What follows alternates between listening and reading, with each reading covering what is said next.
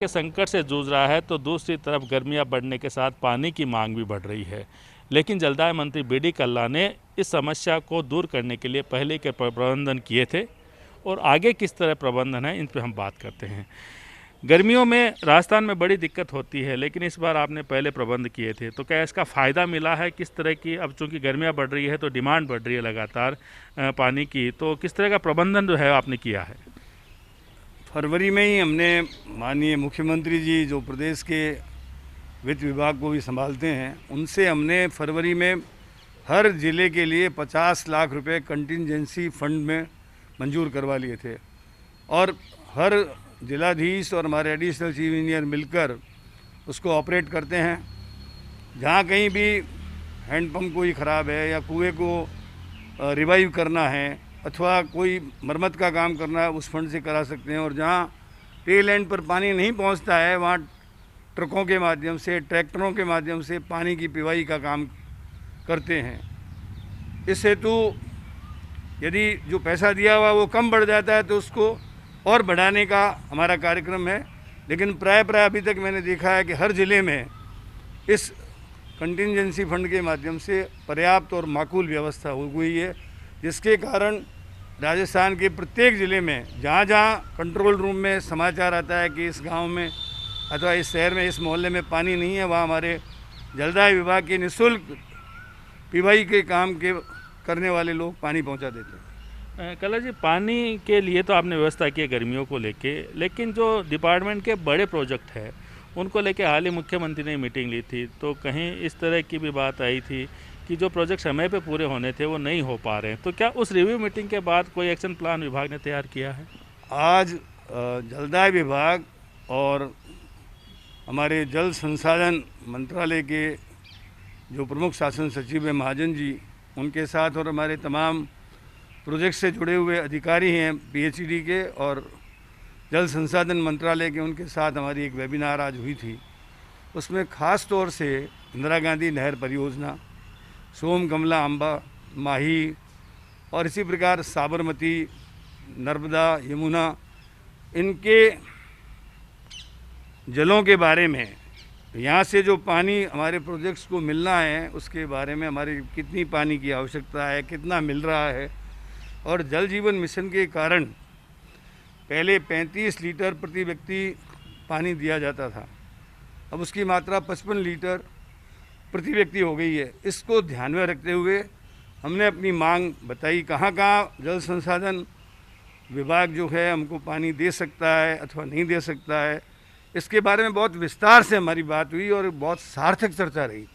इस चर्चा के दौरान हमने उन्हें ये सुझाव दिया कि जिस समय बरसात होती है उस समय इंदिरा गांधी नहर परियोजना में बहुत ही ज़्यादा मात्रा में पानी आता है, उसको एस्केप चैनल में छोड़ दिया जाता है। एस्केप चैनल्स को यदि पक्का कर दिया जाए तो वो पानी गर्मी में एक बहुत बड़े रेजरवायर्स के रूप में इकट्ठा पानी होकर के और आगे की गर्मियों के लिए काम आएगा। तो इसको उन्होंने सिद्धांत स्वीकार किया है और जल संसाधन मंत्रालय और हमारा विभाग मिलकर उन एस्केप चैनल्स को आने वाले समय में पक्का करेगा, ताकि पश्चिमी राजस्थान के अनेक गांवों और शहरों की प्यास को वो बुझा पाएगा। इसी प्रकार माही और कडाना डैम, सोम कमला अम्बा और इसी तरीके से अपने मानसी वाकल परियोजना, इन सब के बारे में विस्तार से चर्चा की गई।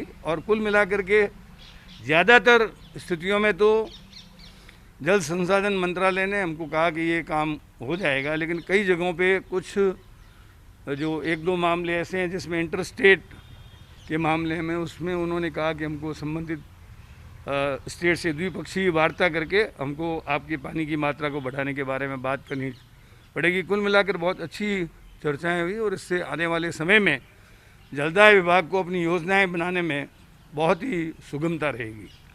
लेकिन जो प्रोजेक्ट देरी से चल रहे हैं, जो प्रोजेक्ट समय पे पूरे होने चाहिए थे, बड़े प्रोजेक्ट है, अगर समय पे पूरे होते तो पेयजल की समस्या है वो ख़त्म होती। तो उनको लेके भी कुछ विभाग गंभीर है क्या? कोई जो लेट लतीफ़ी कर रहा है उन पर कोई कार्रवाई करने जैसे काम है? जल जीवन मिशन के काम जो है उसमें हकीकत ये है कि हमारे यहाँ अब जो है स्पीड पकड़ी है, अभी कल ही लगभग 3 लाख से ऊपर घरों को कनेक्शन देने के लिए हमारी स्टेट लेवल की कमेटी, जिसमें सेंटर के अधिकारी भी बैठते हैं, अभी मंजूर की है। उससे पहले हमने करीब करीब 30 लाख से ऊपर घरों के कनेक्शंस देने के कार्य मंजूर किए। तो बस स्पीड पकड़ी गई है। कुल मिलाकर ये भी है कि हमारे पास पहले शुरू में राजस्थान सरकार और भारत सरकार, वैसे तो अभी भी हमारी चर्चा चल रही है कि हमारी ग्रांट जो है रेगिस्तानी इलाकों के लिए 100% और सामान्य इलाकों के लिए 90% एड दी जाए। तो इसी उहापोह के बीच में आप जानते हैं कोरोना आ गया और कोरोना के कारण भी काफ़ी काम प्रभावित हुआ, लेकिन अब स्कीम्स को बहुत तेज़ गति से हम बना रहे हैं और जो प्रथम वर्ष में थोड़ा गैप रह गया था उस गैप को हम आने वाले वर्षों में पूरा कर देंगे। सर, आखिरी सवाल, बिशलपुर है वो एक बड़ी कैसे जीवनदायिनी है, खासकर राजधानी को लेके। उसके सेकंड थर्ड फेज़ की बात चल रही है, लेकिन सामने भी आ रहा है कि जल संसाधन विभाग से जितनी स्पीड से काम होना चाहिए था अप्रूवल को लेके, पानी के ज़्यादा मांग को लेके, वो नहीं हो पा रहा है। तो इस समस्या को भी दूर करेंगे? देखिए, जल संसाधन मंत्रालय बहुत अच्छा काम कर रहा है। ईस्टर्न कैनाल का प्रोजेक्ट जो 37,222 करोड़ का है, उसकी डीपीआर भारत सरकार को भेजी हुई है। भारत सरकार के स्तर पर उस पर निर्णय होने में देरी हो रही है।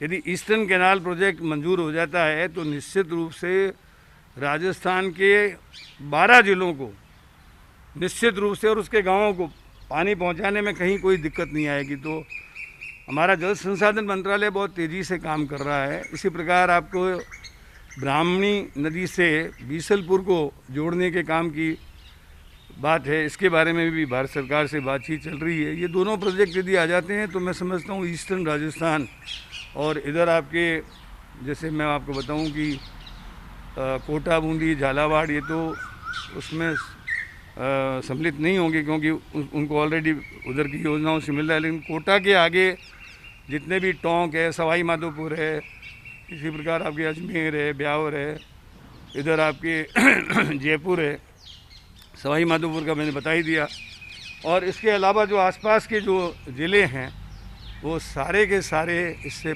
अलवर है, भरतपुर है, इन सबको चंबल नदी का पानी मिल सकेगा। लेकिन इसके लिए ज़रूरी है कि स्वयं प्रधानमंत्री जी ने, जब वो पहली ये लोकसभा के चुनाव के वक्त में अभी करीब करीब समझिए कि 2 साल पहले आए थे, उस समय उन्होंने कहा था कि मैं इसको राष्ट्रीय प्रोजेक्ट बनाऊंगा। तो मैं समझता हूँ इसको बनाना चाहिए। नदियों के जोड़ने की बात भी वो कहते हैं, तो उनको इस पर ध्यान देना चाहिए और इसको एक राष्ट्रीय योजना बनाकर ईस्टर्न कैनाल प्रोजेक्ट को मंजूरी देनी चाहिए। तो जलदाय मंत्री बीडी कल्ला, जिन्होंने अपने विभाग की पूरी रूपरेखा बताई है और साथ में ये भी विश्वास दिलाया है कि जो भी विभाग के प्रोजेक्ट है उनको जल्द ही पूरा किया जाए और राजस्थान में पेयजल की किसी तरह की समस्या ना रहे। कैमरामैन संजय के साथ Naresh Sharma, first India news, Jaipur.